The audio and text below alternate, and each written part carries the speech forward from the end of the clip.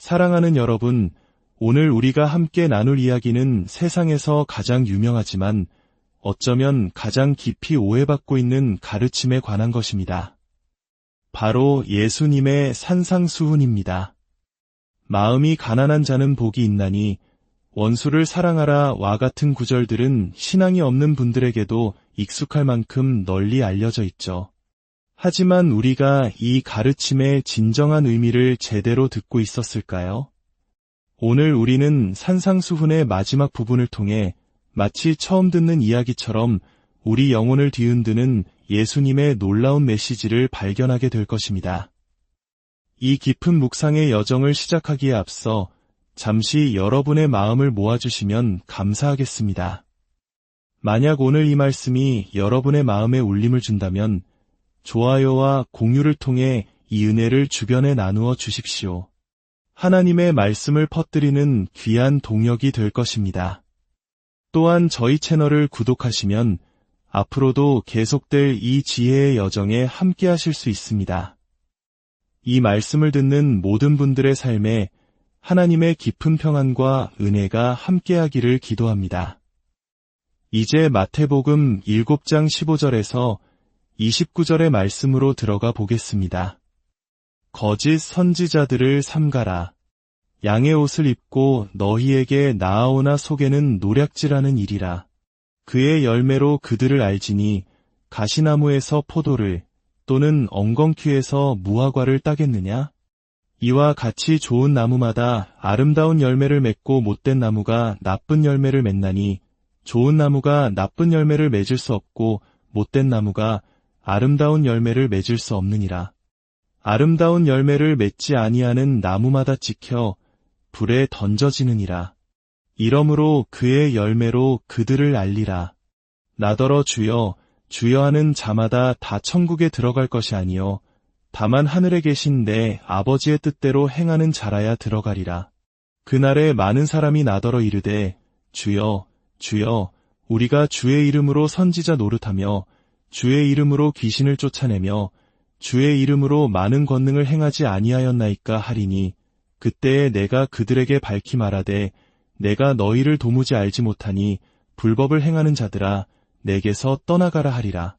그러므로 누구든지 나의 이 말을 듣고 행하는 자는 그 집을 반석 위에 지은 지혜로운 사람 같으리니 비가 내리고 창수가 나고 바람이 불어 그 집에 부딪히되 무너지지 아니하나니 이는 주추를 반석 위에 놓은 까닭이요. 나의 이 말을 듣고 행하지 아니하는 자는 그 집을 모래 위에 지은 어리석은 사람 같으리니 비가 내리고 창수가 나고 바람이 불어 그 집에 부딪힘에 무너져 그 무너짐이 심하니라. 예수께서 이 말씀을 마치심에 무리들이 그의 가르치심에 놀라니 이는 그 가르치시는 것이 권위 있는 자와 같고 그들의 서기관들과 같지 아니함일러라.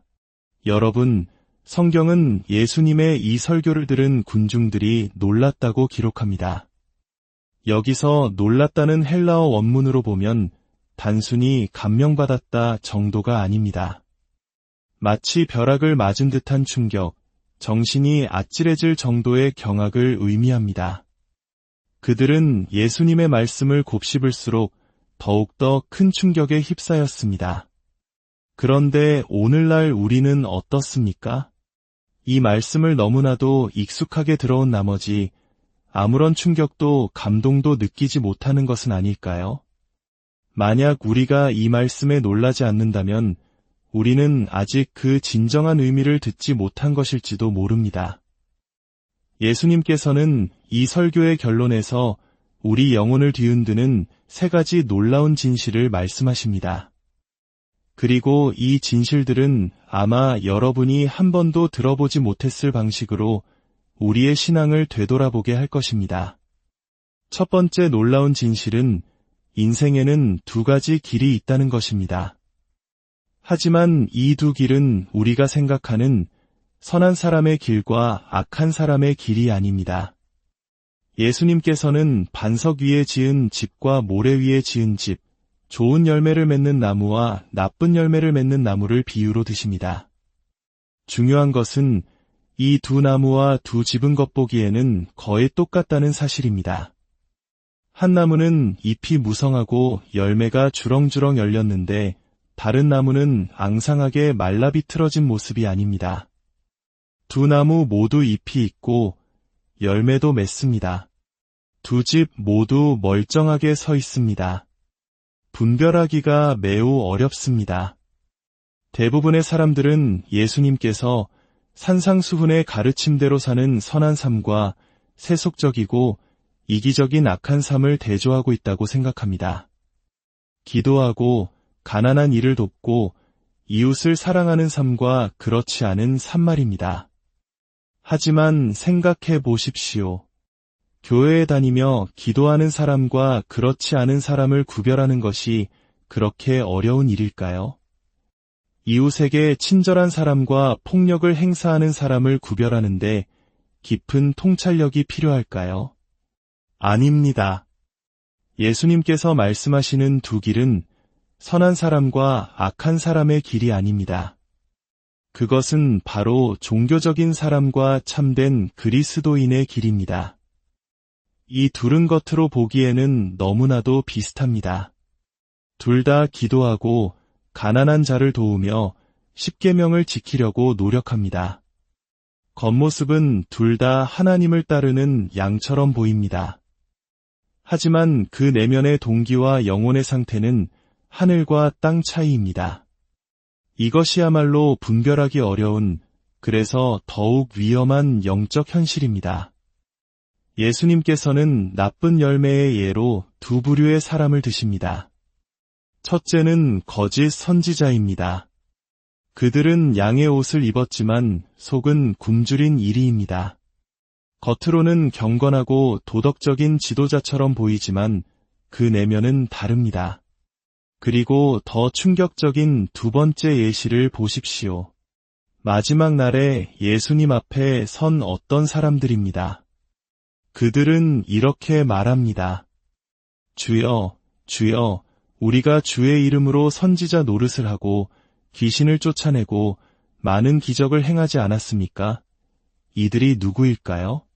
첫째, 그들은 예수님을 주님이라고 부릅니다. 이것은 예수님의 신성을 인정하는 정통 신앙 고백입니다.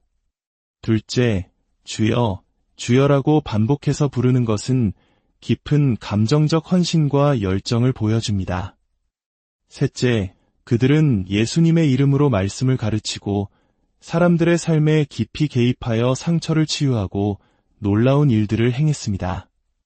그들은 정통 교리를 믿고 뜨거운 열정을 가졌으며 누구보다 활발하게 사역에 헌신한 사람들입니다. 그런데 예수님께서는 그들에게 무엇이라고 말씀하십니까? 나는 너를 도무지 알지 못한다. 충격적이지 않습니까? 내가 예전에는 좋은 그리스도인이었는데 변했구나가 아닙니다. 나는 너와 단 한 번도 영적인 관계를 맺은 적이 없다는 선언입니다. 이것이 바로 나쁜 열매를 맺는 나무의 실체입니다. 예수님께서 말씀하시는 두 길, 즉 종교와 참된 기독교 신앙의 근본적인 차이는 이것입니다. 종교는 밖에서 안으로 향하는 방식입니다. 종교적인 사람은 내면의 깊은 공허함과 불안감, 가치 없다는 느낌 때문에 선한 행동을 합니다. 그들은 선행, 기도, 헌신이라는 행위를 통해 하나님과 사람들로부터 인정과 칭찬, 즉 영광을 얻어내려고 합니다. 마치 텅 빈 항아리를 외부의 것들로 채우려는 시도와 같습니다. 그들은 가난한 사람을 돕지만 사실은 그들을 통해 자신의 선함을 증명하고 싶은 것입니다.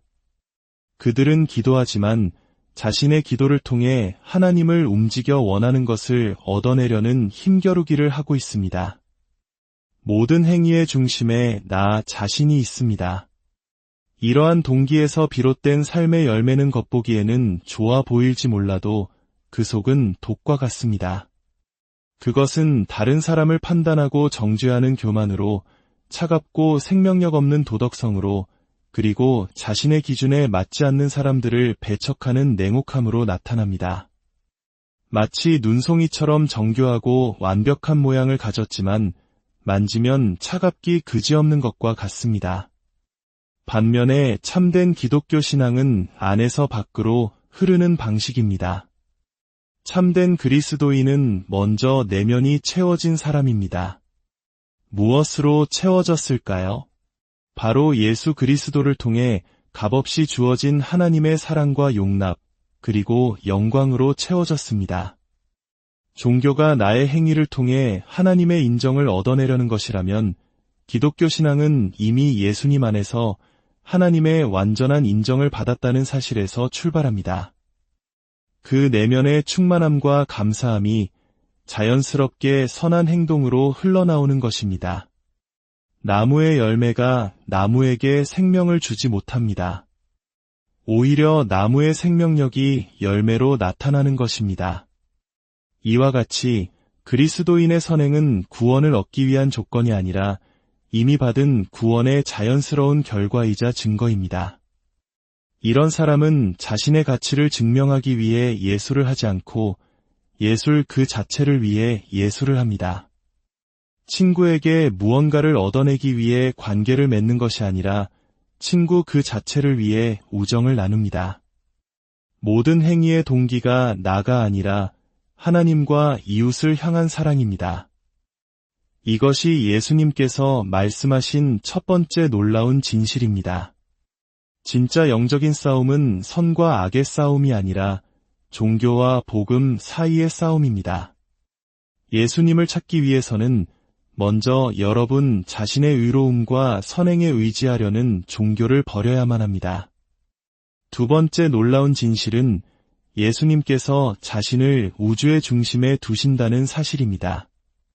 마지막 심판의 날 모든 사람이 누구에게 나아갑니까? 예수님께 나아갑니다. 예수님께서는 너무나도 당연하다는 듯이 자신이 온 인류의 최종 심판자라고 말씀하십니다. 여러분, 온 세상을 심판하는 재판관이 되려면 두 가지가 필요합니다. 모든 것을 아는 무한한 지혜, 그리고 완전 무결한 무한한 선하십니다. 이것은 오직 하나님만이 가지실 수 있는 속성입니다. 예수님께서는 지금 자신이 바로 그 하나님이라고 선언하고 계신 것입니다. 그리고 심판대 앞에서 종교적인 사람은 자신의 업적 목록을 내밉니다. 제가 주님의 이름으로 이렇게 많은 일을 했습니다. 그들의 삶은 평생 예수님을 위해 분주했지만 정작 그 중심에는 예수님이 없었습니다. 그들은 예수님을 자신의 종교적 프로젝트를 위한 수단으로 삼았을 뿐 그분과 인격적인 관계를 맺지는 못했습니다. 그래서 예수님은 나는 너를 모른다고 말씀하시는 것입니다. 그러나 참된 그리스도인은 심판대 앞에서 자신의 업적을 내놓지 않습니다. 그들은 오직 예수 그리스도의 업적, 즉 십자가의 공로만을 의지합니다. 나의 행위가 아니라 예수님의 행위 때문에 하나님 앞에 설 수 있음을 아는 자들입니다. 이것이 종교와 복음의 결정적인 차이입니다. 세 번째, 그리고 가장 놀라운 진실은 바로 최종적인 형벌의 내용입니다. 예수님께서는 그들에게 지옥 불이나 끔찍한 고통을 말씀하지 않으십니다. 그저 한마디, 내게서 떠나가라고 말씀하십니다. 이것이 무엇을 의미할까요? 인생의 궁극적인 비극과 형벌은 바로 예수님을 잃어버리는 것 그 자체라는 뜻입니다. 이는 역으로 우리가 이 세상에서 찾고 갈망했던 모든 좋은 것들의 근원이 바로 예수님 자신이었다는 것을 말해줍니다. 우리가 모든 아름다운 얼굴에서 찾던 사랑, 모든 예술 작품에서 갈망했던 아름다움, 모든 깊은 관계 속에서 느끼고 싶었던 충만함, 우리가 평생을 바쳐 추구해온 모든 것의 실체가 바로 예수님 안에 있습니다. 우리가 그것을 알든 모르든 우리 영혼의 가장 깊은 곳은 예수님을 향하고 있습니다. 그렇기 때문에 그분을 잃는 것이 곧 모든 것을 잃는 것입니다. 예수님께서는 말씀하십니다. 나를 잃는 것과 바꿀 만큼 가치 있는 것은 이 세상에 아무것도 없다. 그러니 나를 얻기 위해 모든 것을 걸어라. 사랑하는 여러분, 혹시 신앙생활이 너무나 지치고 무거운 짐처럼 느껴지십니까? 아무리 노력해도 마음속 공허함이 채워지지 않고 기도 생활에 아무런 기쁨과 친밀함이 없으십니까? 어쩌면 우리는 종교라는 굴레에 갇혀 있었던 것인지도 모릅니다. 자신의 노력과 선행으로 하나님께 나아가려 했던 그 치명적인 행위의 짐을 이제는 내려놓으십시오. 예수님의 발 앞에 그 모든 짐을 내려놓으십시오. 그리고 오직 그분 안에서 그분 한 분만으로 영광스럽게 온전해지십시오. 우리 모두를 위해 자신의 생명을 내어주신 예수 그리스도의 사랑을 바라볼 때 그 어떤 것으로도 채울 수 없었던 우리 내면은 아버지 하나님의 영광으로 가득 채워질 것입니다. 그리고 그 충만함 속에서 비로소 우리는 참된 자유와 기쁨을 누리며 세상을 향해 나아갈 수 있게 될 것입니다. 함께 기도하겠습니다. 사랑의 하나님 아버지, 세상에서 가장 익숙했던 산상수훈의 말씀을 통해 저희의 영혼을 뒤흔드는 놀라운 진리를 깨닫게 하시니 감사합니다. 저희의 가장 큰 위험이 선과 악의 싸움이 아니라 생명 없는 종교와 참된 복음 사이의 싸움임을 보게 하옵소서. 예수님께서 단순히 위대한 스승이 아니라 온 우주의 심판자이시며 우리 삶의 모든 의미의 중심이심을 고백합니다. 그리고 주님을 잃는 것이 가장 큰 형벌임을 깨닫고 세상 무엇보다 주님을 얻기를 소망하게 하옵소서. 우리 각자의 삶에 이 말씀이 다르게 적용될 것입니다. 어떤 이에게는 도전으로, 어떤 이에게는 위로로 다가올 것입니다. 성령님께서 친히 우리의 마음을 어루만져 주시고 이 말씀을 우리의 삶에 맞게 새겨주시옵소서. 우리를 너무나도 잘 아시고 우리에게 가장 필요한 방식으로 다가오시는 구원자 예수님의 이름으로 기도드립니다.